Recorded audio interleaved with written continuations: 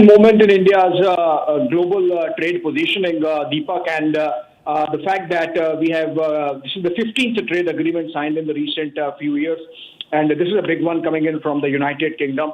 UK alone accounts for $55 billion worth of bilateral trade. It's a trade surplus relationship, which is in India's favor. Very few of the bilateral trade relationships which are in India's favor, with a $10 billion per annum trade surplus. And services trade more than the goods trade.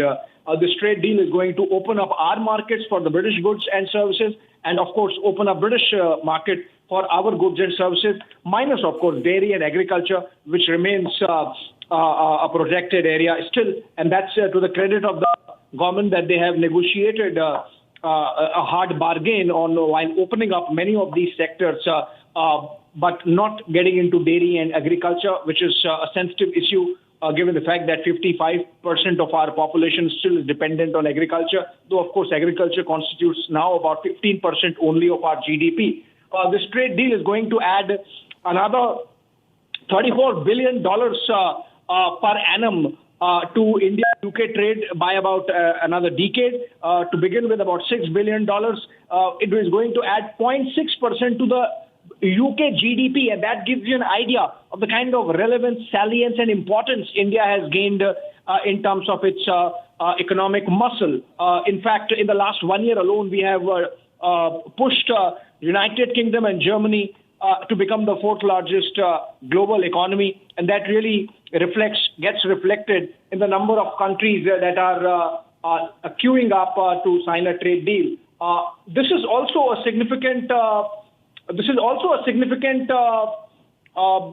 signaling, Deepak, to the rest of the world, and specifically the United States, that India is willing to go more than halfway house, meet you more than halfway house, and negotiate as equal partner in trade, and to agree for mutually beneficial tariff structures, and is open to the idea of having our markets be accessed. And it's a huge market, and everyone in the world wants a pie of Indian market.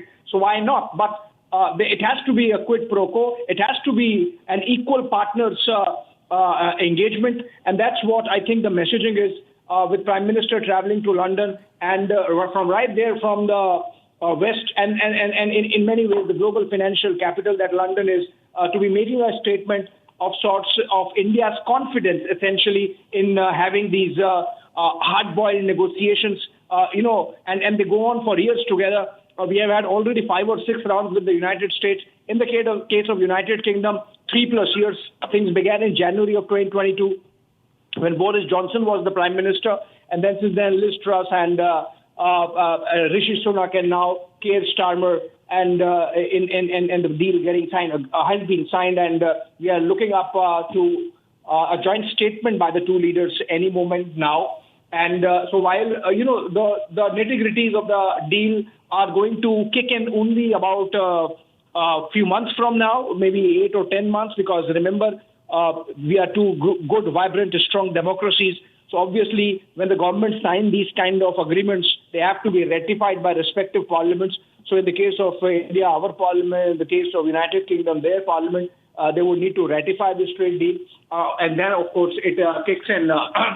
So these aspects taken together, the fact that just a decade or so ago, nobody wanted to have a trade deal with India, and at least as equal partners, and we were part of the Fragile Five, to the time when now we are confidently signing one trade deal after another. Remember, as a build-up to this, we have had a trade deal with EFTA, which is a small grouping within Europe, not part of the European Union, which includes Switzerland and Norway and Liechtenstein and the Netherlands.